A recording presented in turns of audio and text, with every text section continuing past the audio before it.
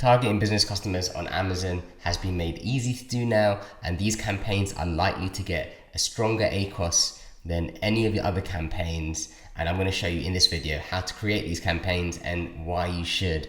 I'm George, the founder of Clear Ads, which is an Amazon agency based in London that's been going since 2011. So let's get straight into it.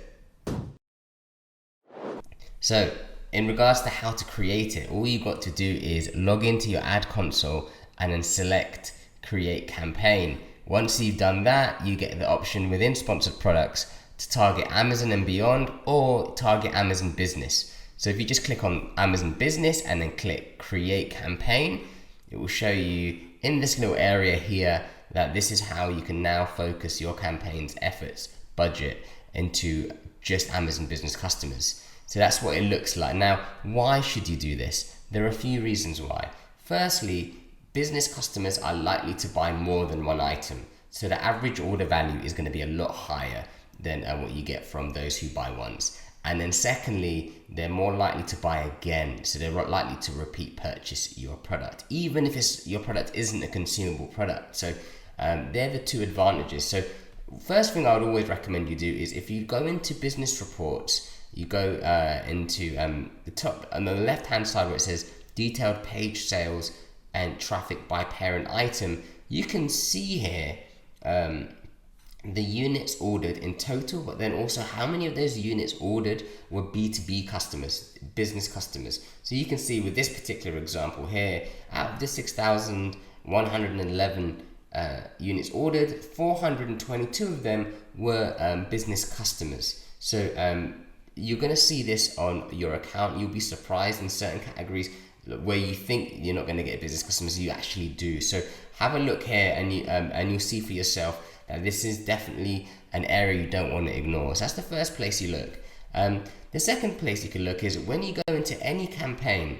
If you go into that campaign and click on bid adjustments, and right next to where it's got all placements, if you click Amazon business placements, it will show you how many sales have come from business customers. So in this example, you can see there were only 35 clicks, right? It spent $30 and it's generated $182 in sales, giving you a 16% ACOS, right?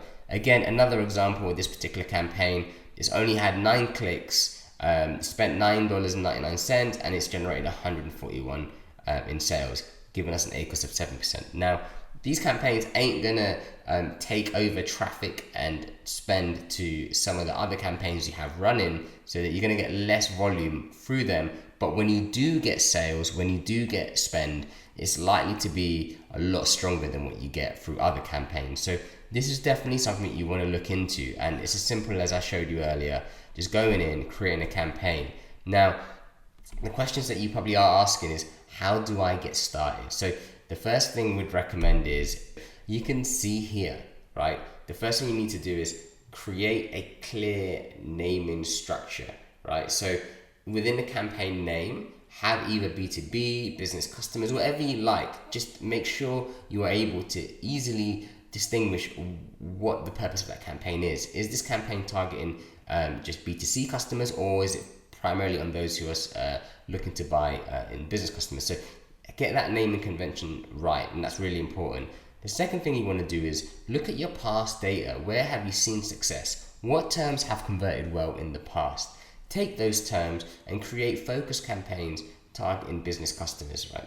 Give them more of a higher cost per click bid, right? So that it's able to be a little bit more competitive for these types of customers, because they are likely to buy at a high volume. They're likely to make you more profit. So definitely something you want to try, and something which is a little bit unorthodox to what you're used to, but take those terms that are vaguely kind of explaining your product. So there could be a term that's a single word that gets a high volume of traffic that might not have converted as well in the past. Take those terms, put those terms into a B2B campaign and see how they do, because they're less likely to get as much volume. They're probably likely to get a higher unit of sales and actually become profitable. So this is what we'd recommend.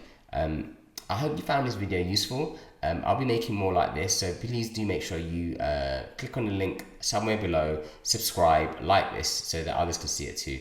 Hope you have a great day. Goodbye.